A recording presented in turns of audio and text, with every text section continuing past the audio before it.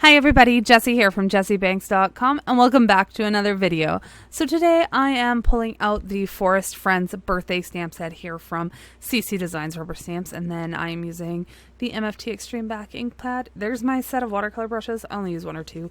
I use rags instead of paper towel and then I wash them, and I'm pulling out my Inktense pencils because it's been a very, very long time since I have used Inktense. So I'm starting out with some Arches 140-pound cold press watercolor paper, and I'm going to stamp out this little fox here using tea-dye distress ink. I'm like, I didn't show you that at the start because he was definitely not stamped in black at a moment.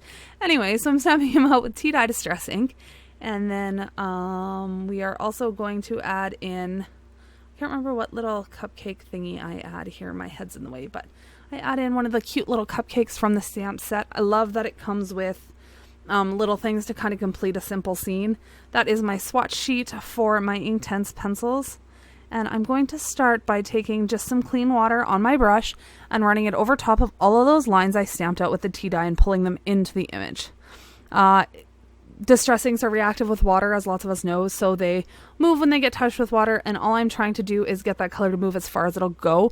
So when I start adding in my Inktense pencils, it's not going to adjust the way that the color looks because this will already be the base, just to kind of give it a little bit of color in behind, and of course so that it doesn't move where I don't want it to go, because that would be bad.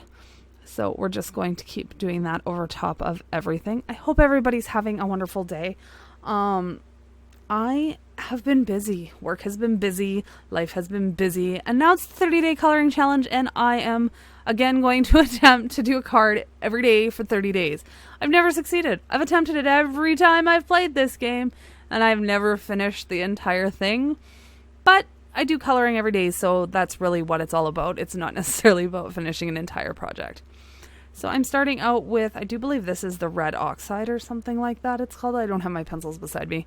And I'm just going in and putting in some lines with the pencil itself, and then I'm taking my silver black velvet, I think this is a round number 2 brush, or a 4, probably a 4, and blending that out into the area. I decided that I wasn't getting as much color as I wanted, and I didn't want to put too many pencil lines down, so I'm just taking my pencil, or my paintbrush, and I'm picking that color up directly off of the pencil, and then blending it into the rest of the image. It's going to be a whole lot of this over and over again. I slowly work and build the layers and layer colors on top of each other in order to get the look that I'm after when it comes to watercoloring. It's something I enjoy. I like taking my time, letting it dry, layering colors, and just kind of playing to achieve the color I want.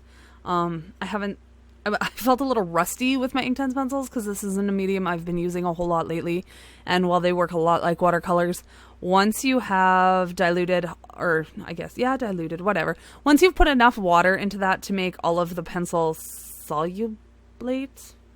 liquefy? We'll go with liquefy. That sounds like the proper word I want here.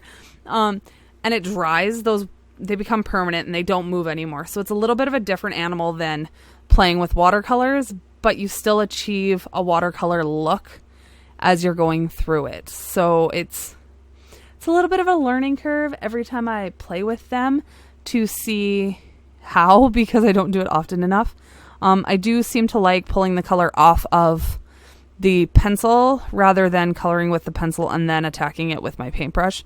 So I'm thinking about purchasing the 72 block set so I can just kind of use it like a paint palette as opposed to the pencils. Do I need them? No. Do I want them? Yeah. So I don't know. We'll see what happens the next time I get a check either from AdSense or YouTube, because I like to use that money to purchase things that I'm going to use here on the channel and on my blog and things for cards for you guys, as opposed to just kind of putting it in my pocket. It's definitely something I reinvest and then some in my YouTube channel. So it's really nice when they come in and I can purchase something that wouldn't be in the budget otherwise. So back to painting. We're still layering in some of this red color and working on blending it out to achieve the depth that I want. I am so happy with the way this card comes out. You guys saw it at the start there. It made me really, really happy. So I decided that red was a little too red, so I pulled in some baked earth. This is probably one of my most used colors. I use it with my skin tones. I use it in the animals. I use it all the time when I do use my Inktense pencils. So I decided to bring that in because it's a little bit of a warm brown, so it's going to warm up that red quite a bit and just make him look a little more fox-like orange in color, I guess is what I was after. So you can see I'm still using the same technique as before. I am taking my wet paintbrush and pulling that color off of the pencil and then adding it onto our little fox friend here to get her, I don't know, the fox to the color that we want it to be for this card. I think he's super adorable in the end. I keep calling it a him. And then when I look at it, she has eyelashes and she looks very feminine. So I don't know, whatever. It's all good, right? It's our fox friend. So I am going to add some of that color into the whiter part of the tail as well. And then I pull out some of the green aquamarine and I'm going to put that on the little party hat here to give it a blue turquoisey colored hat. Just slowly building up those colors. I don't want to go too dark at the start because you definitely can't take the color away after, but you can add more if you want. I do believe this was saddle brown, which is another brown that I use a whole ton. I'm just going in and adding some of that again right on the paper. I found that after I had put this much paint on the paper, coloring with the pencil really didn't put a whole lot down. It put more down on the tail there where there wasn't as many layers of color. But as for on the fox itself, it didn't do a whole lot. So I'm going to put some deep indigo into that hat now just to give it some darker shadow on the one side. Carmine pink for the inside of the fox's little ears here. Now I have some sepia and I'm going to deepen up some shadows on her. I'm going to call it a her because I have to pick one or the other. I'm going to keep jumping back and forth. So it's a girl this time. So I am putting some sepia ink color just to give her some shadows and some more depth of color. It gives her a little bit more dimension. I found it really finished the image off, getting it as dark as I wanted it to be by adding in a little bit of this color. So I'm just taking the brush and kind of splotting it on there after I pull it off of the pencil.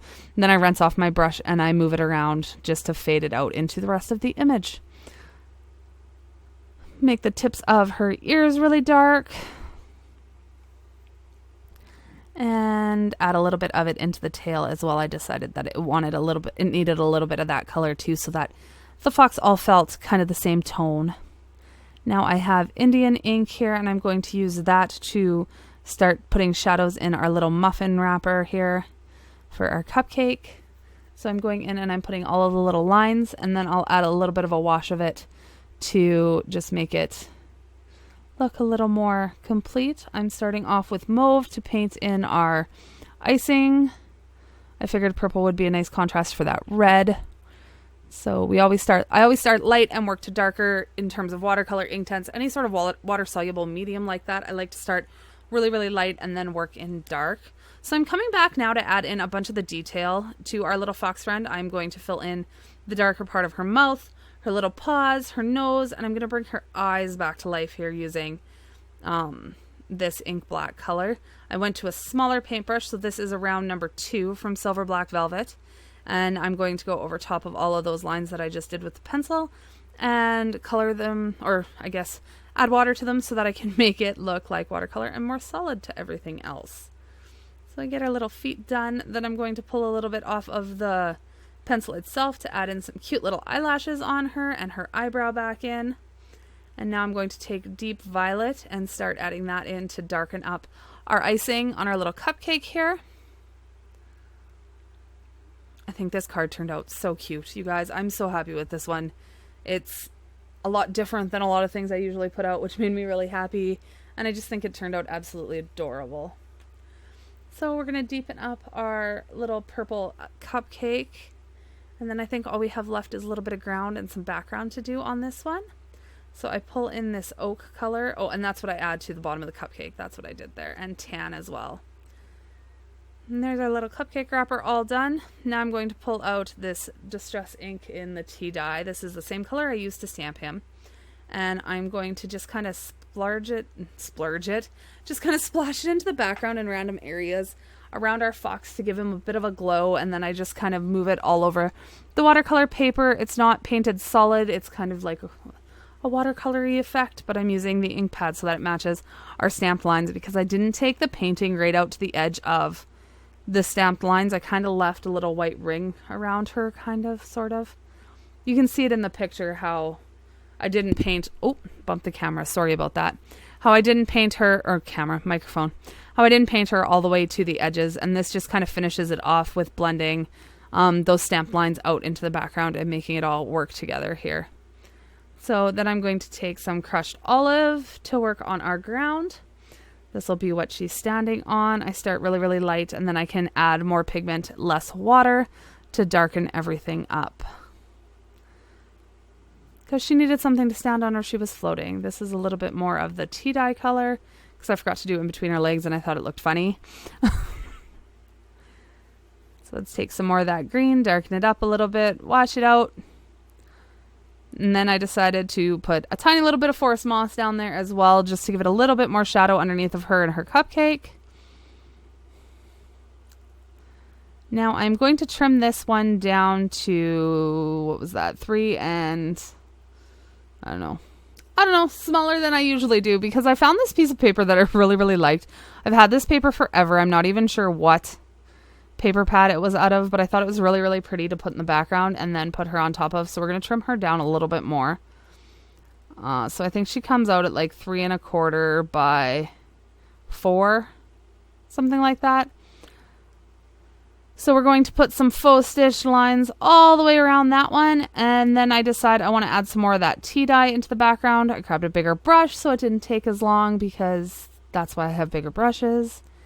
And I put some on the background paper as well. You don't even notice it in the finished card. If you try to recreate this, you really don't have to do this step, because you don't see it whatsoever in the finished card. I'm looking at it right now. You don't even notice that's there. So now I have my 4 1/4 by 5 1/2 inch top folding card base, and I'm adhering that paper down. And then we'll put our little panel here on top. And then I pull out the happy birthday sentiment here. Well, I'm picking which one, but I take the happy birthday sentiment from the same stamp set. And we're going to stamp that one down at our fox's feet. And that is it for this card, everybody. So the links to all the products used will be in the description box below. If you enjoyed the video, please give it a thumbs up. If you aren't subscribed, I'd love for you to subscribe to the channel. Leave me a comment if you have any questions, and I will see you very soon in another video. Bye for now.